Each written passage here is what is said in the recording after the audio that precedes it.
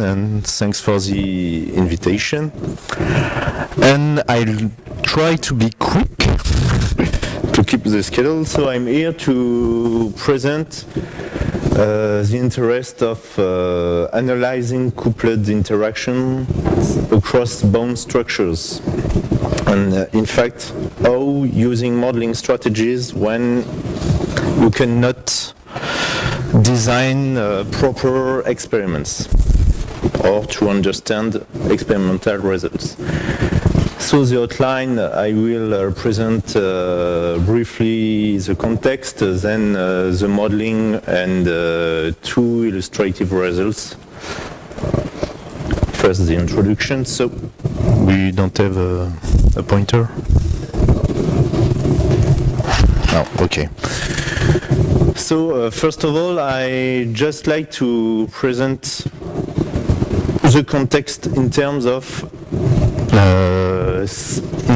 double layer effects, because this is a typical phenomenon that occurs at the nanoscale and that will have macroscopical consequences. So I use here a more simple problem. It's typical in clay media. So you have a charged surface in contact with an electrolyte, and you will have double layers that forms with the Stern layers that is adsorbed and diffuse layer. So having this, we can describe the unique concentration within the pore here, and you will have Boltzmann distribution with bulk concentration and an electrical distance quantified by double layer potential phi. And if you reduce the pore size or you reduce the salinity, you will have an overlap of those charged layers which have the same electrical charge, and so you will have electrostatic repulsion and swelling pressure. The typical length characterized by this phenomenon that characterize this phenomenon is the Debye length here, depending on the concentration, the permittivity, and the temperatures. So I can skip this. Everybody knows this. Just focus on the microscale here, so the canalicular scale, and maybe another question is what happens inside the collagen apatite matrix. Again, the context, bone is a living material that can adapt to its environment, and so we will work on bone remodeling. So the idea is to couple the macroscale, so the organ scale where macroscopic stimuli occur, with the cellular activity to change the macroscopical properties of the tissue. So we have to localize the phenomena at the cellular scale, doing a model that will transfer from one scale to the other the information. The key actor is the mechanosensitive cells, so the osteocytes within the bone volume, and what the nature of the remodeling signals. So briefly, it's rather well known that shear stress is an important factor of osteocyte sensitivity. So that's the 20 years old work of Klein-Nuland from Amsterdam and the more recent works of Adachi. So osteocytes are sensitive on the dendrites within the canaliculi. But we also have the microstrain with the difficulty that in vivo microstrains are too small when compared to in vitro threshold values. And that's why in the late 90s, the strain amplification model of U was developed. Anyway, I skip.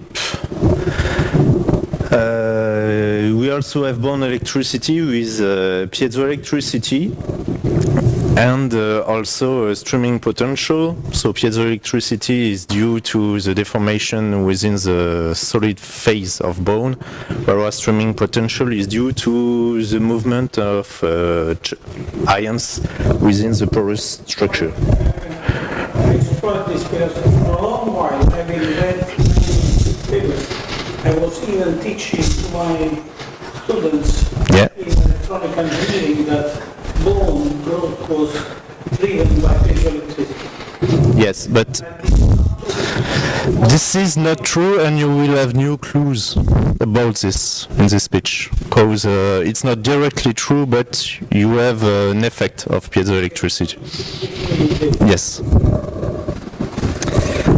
And then you have micro cracks, since it has been observed that you can have bone modeling units that is triggered by the presence of a micro crack. Finally, I just spot here another problem, that is cell-to-cell biochemical communication in vivo, that is to say, how the osteocytes in the bone volume are able to communicate with osteoclasts or osteoblasts which are on bone surfaces. Another problem that is still existing is that neither diffusion nor stress-induced fluid flow in the canaliculi is able to sustain osteocyte viability. Just a parenthesis about the nanopores.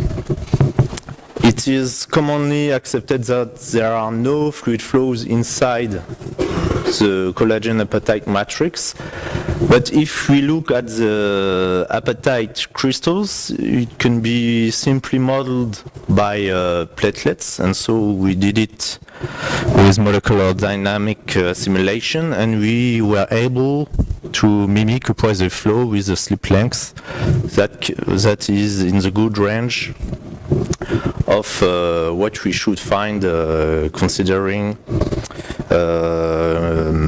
weighting measurement on hydroxyapatites. So, just here the idea is to propose a coupled poroelastic model from a micro description and to homogenize it to see the consequences of the couplings at the macro scale towards the macro. So just to fix the scales, our macroscale is typically the canalicular scale, that is to say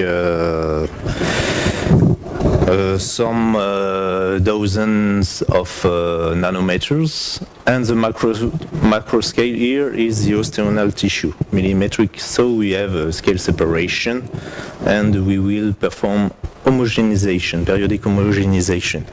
So briefly the model, in the fluid we will consider electrostatic described by the Poisson-Boltzmann equation. The idea is to evaluate the double layer potential here. We consider convenient boundary conditions.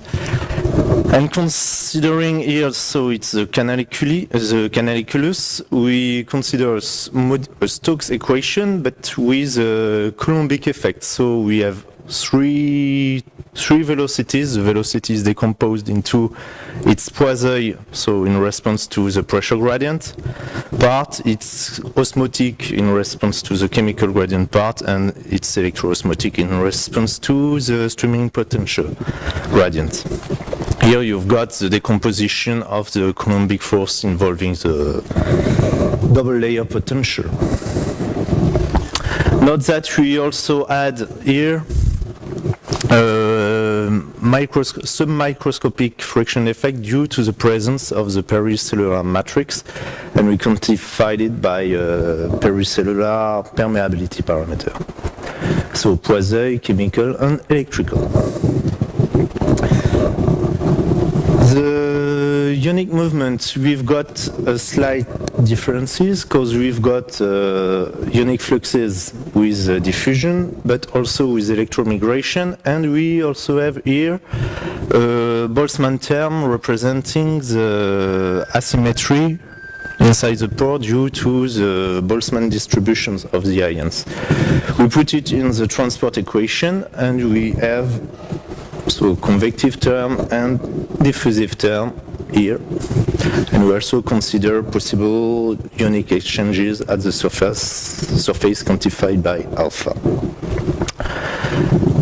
We put piezoelectricity in the solid, so it's rather classic here, and electricity in the solid also. And we homogenize. So what we found through the procedure is that the solid displacement is purely macroscopic. So is the concentration, the streaming potential, and the fluid pressure. We also find that the double layer potential and the piezoelectricity are purely macroscopical phenomena. That's why some people say that it was not involved. And we obtain macroscopical equations. Briefly, just here we've got the effective diffusion tensor involving an electro-tortuosity with the classical morphological tortuosity, but also the electrical perm selectivity term. We've got a modified Darcy law providing the fluid flow in terms of Poiseuille permeability, osmotic permeability, and electroosmotic permeability. And we also have a coupled Biot equation with the classical effective elastic tensor, Biot tensor, and also an electrochemical tensor which contains the pressure, Donon pressure terms, the Coulomb effect, that's the Maxwell tensor, and also solid-fluid electrical interactions. So, the idea is now to use this to respond to open questions, to some experiments that are not understood. The first example deals with ionic transport. So this is an experiment of Tammy and not Tate, which was not really good understood. So they put dextran, so negatively charged dextran and neutral dextran in rats. It's a molecule, small molecule, but it can be functionalized, and so they put also dextran with a negative charge or not. And the idea was to yes, so it was put inside on rats, some activity on rats, and then they kill the rats and do histological observation to check where was the dextran. And what they found, neutral dextran, so this is an osteon, remains in the vasculature, whereas negatively charged dextran was able to penetrate inside the canaliculi. And this was only observed in the tensile part of the tissue. So here is the picture of the paper. You see here an Arvesian canal, but you cannot see it's red here. So the charged dextran in red is here. Our idea is that it may be due to electrosieving, since the pores are of a few nanometers at this scale. If we have double layers, we can we can block some charge to cross the pore due to the double layer, and this would have a consequence, for instance, here. So even if piezoelectricity is microscopic, what we know is that if you have a charge, so a local compressive effect here and a local tensile effect here, you will have, due to piezoelectricity, a different polarization. And if you focus, for instance, on calcium penetrating from blood supply towards the bone volume, you will have different behavior. So it will be possible to transport calcium or not inside the volume. The other problem was the time transport characteristic, the transport characteristic times. So the convective times and diffusive times are about 100 seconds. And if we just see here, it's the Boltzmann term. Here, for a surface charge of the pore that is common in living materials, we see that we improve the cationic transport here by the same factors, so the effective time is now about 1 second. So we have this electrotransportation that may help to the to reach the osteocyte in the volume. The second example is another experiment from the Not-Tate group. So it was an experiment made by a PhD student from our group, which was visiting Melissa's laboratory. And the idea was to analyze the transport across the periosteum, so the biomembrane around the long bones. And what they observed is that depending on the direction you may and the anatomical localization, you may have symmetric behaviors. So here it's permeability. Here it's on the lateral part of bone, so from bone to muscle, from muscle to bone, it's almost symmetric. And for instance, for medial part of bone, you have an asymmetry. So the idea is to try to explain this and how we can, what we proposed is to, again, to find the origin at the small scale. Here it's a scheme of the periosteum. So here it's bone, you have a cell layer and then a fibrous layer with collagen. And you have also sharper fibers which cross the periosteum to fix the muscle and the bone to have a contact between muscle and bone. And when you perform the experiment, you cut these sharper fibers, opening large holes. And our idea is that the sharper fiber leaks are symmetric and hydraulic effects, but you've got cellular tight junctions which are oriented electroosmotic flow due to the polarization of these cells. So just using a simple analogy with the sharper fibers leaking, here it's hydraulic resistance for this structure and the electrical part, we're able to recover numerically this asymmetry, and here, for in this case, the symmetry. To do this, we just used physiological parameters concerning the sharper fibers density depending on the anatomical site and the pore size. So, to briefly conclude, here model is used to understand underlying phenomena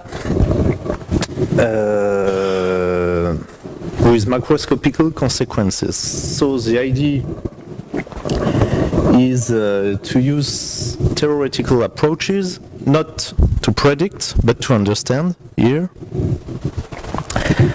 And we use these transcale approaches with different physics at the different scales and different tools at the different scales. When reaching atomistic scale, we need to forget continuum mechanics and skip on molecular dynamics, for instance. Due to the high dispersion of the parameters, it may be interesting to to use maybe probabilistic approach, or how can we reduce the model? That's the same problem that Daniel spoke about in his speech. And an open question is what happens at the nanoscale. So we need to use to build new collaboration to understand what's happened in the collagen appetite matrix and to analyze the tight junctions. So we need the help of physicists also. Thank you. And thanks to all the people here. So these are the physicists performing molecular dynamics from UK.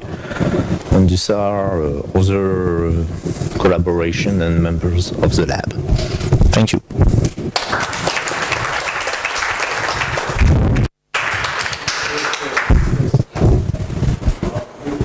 Clearly, several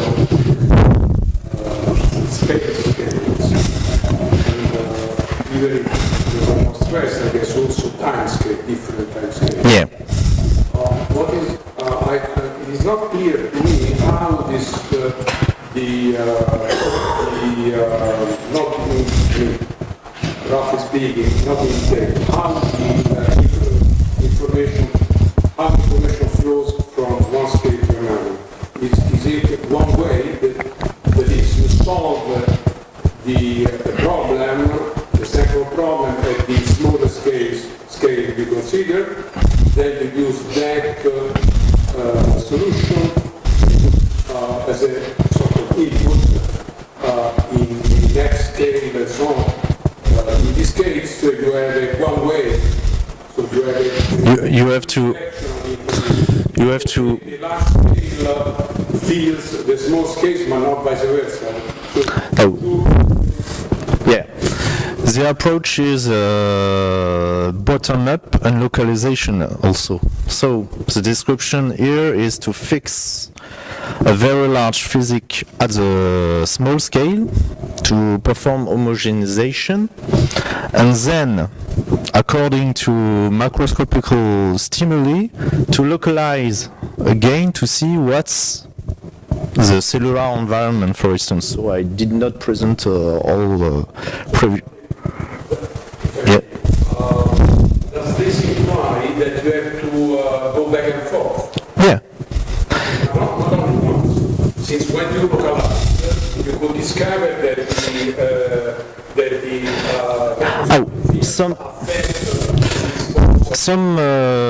some phenomena are disconnected. For instance, the double layers are purely microscopical. So we have to solve it once for various pore size or various boundary condition, and we can use it at the upper scale. But for instance, when focusing on the shear stress,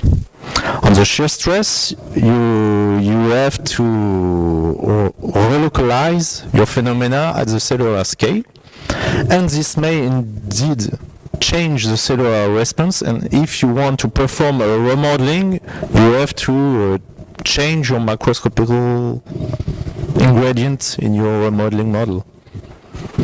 Okay? Actually, I want to follow on the same question. I don't want to Yeah. you talked about the homogenization process between the local scale and the microscale. Assuming that you would be able to map the network. Yeah. In your opinion, what homogenization account for patient dependency in order to build predictive communication network between cells? So when we have already some mapping of the entire lacunocanalicular, some sections, but we don't have a resolution reaching the dendrite. But we have a general organization with branching phenomena, etc. So I think that the approach will be something that should be statistical. Homogeneous, yes. Because here what I presented assumes that we have a representative element, REV, representative volume, and so we have the possibility to carry the information from one scale to the other. So you basically map an average patient. Yeah. The idea here is not to predict for the patient. The idea here is just to see what is relevant. Is there a relation with bone density? Here? No, the density of communication in terms of mapping, is it related to bone density? The mapping, if you only consider transport, you only need the porous network. Yeah, but is it related to bone density? Bone density is more related to the aversion system. Sorry to ask you. Thank you. Thank you for the computer.